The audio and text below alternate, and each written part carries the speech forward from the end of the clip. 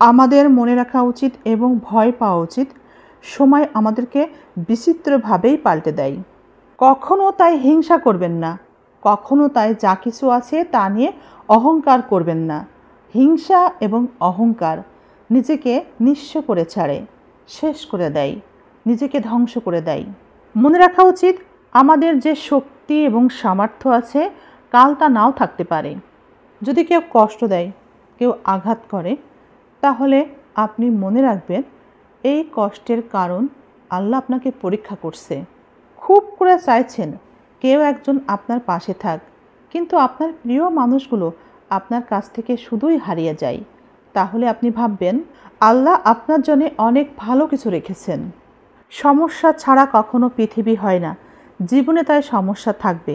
কেউ আপনাকে নিয়ে ভালো সমালোচনা করবে, কেউ আপনার গীবত ছড়াবে। আপনি সবার প্রিয় হতে পারবেন না, কারো কাছে প্রিয় থাকবেন, কেউ আপনাকে আবার অপছন্দ করবে। তাই জীবনে এগুলো থেকে পালিয়ে বাঁচা কখনোই সম্ভব না। যত দিন যাবে, যত বছর গড়াবে, এগুলো জীবনে বাড়তেই থাকবে। কখনো জীবনে অনেক আনন্দ এসে ধরা দিবে, কখনো বা জীবনটা বিষিয়ে যাবে দুঃখে। জীবনের এত সব সমস্যা থেকে তাই পালিয়ে বাঁচা সম্ভব না। এত কিছু সমস্যাকে সাথে নিয়েই পায়ের নিচের মাটিটাকে শক্ত করেই আঁকড়ে ধরতে হবে। যদি জীবনে সফল হতে চান, তবে জীবনে আঘাতের প্রয়োজন আছে, নিজের মন্দ সমালোচনার দরকার আছে। জীবনে আঘাত আর অভাব যদি না থাকে, তাহলে কখনোই সফল হওয়া যায় না।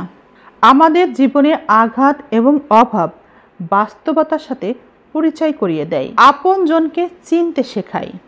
আঘাত আর অভাব আমাদেরকে একা পথ চলতে শেখায়। মনে রাখবেন জীবনে আঘাত আর অভাব আসে আমাদেরকে শক্ত করতে, আরও মজবুত করতে। যখন আপনি সফল হবেন তখন অহংকার করবেন না, অহংকারে আত্মহারা হয়ে যাবেন না, বরং সফলতার পর মানুষকে খুশি করবেন। মানুষকে খুশি করতে খুব বেশি কিছুর প্রয়োজন পড়ে না।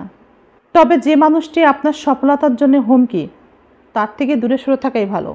মনে রাখবেন যদি আপনি কাউকে উপকার করেন, সেই মানুষটি আপনার উপকারের কথা বেশি দিন মনে রাখবে না। তাই যদি কারো উপকার করেন, নিঃস্বার্থভাবেই উপকার করবেন, কোনো কিছুই আশা করবেন না, তাহলে কষ্ট পাবেন। মানুষ উপকারের কথা খুব বেশি দিন মনে রাখে না। অন্ধ লোক যদি চোখে দেখতে পায়, তবে সে সর্বপ্রথম হাতের লাঠিটাই ফেলে দেয়, অথচ এই লাঠিটাই অন্ধ মানুষটির জন্য দুঃসময়ের সঙ্গী ছিল। আমাদের তাই সর্বদা মনে রাখা উচিত আমরা প্রয়োজনে মানুষকে মনে রাখি, প্রয়োজনেই বন্ধু তৈরি করি, প্রয়োজনেই আপনজন হয়ে কাছে আসি, পাশে থাকার চেষ্টা করি, কিন্তু প্রয়োজন শেষে সেই মানুষটিকে ভুলে যাই। প্রয়োজন ফুরিয়ে গেলে সেই মানুষটিকে আর মনে রাখার প্রয়োজন মনে করি না।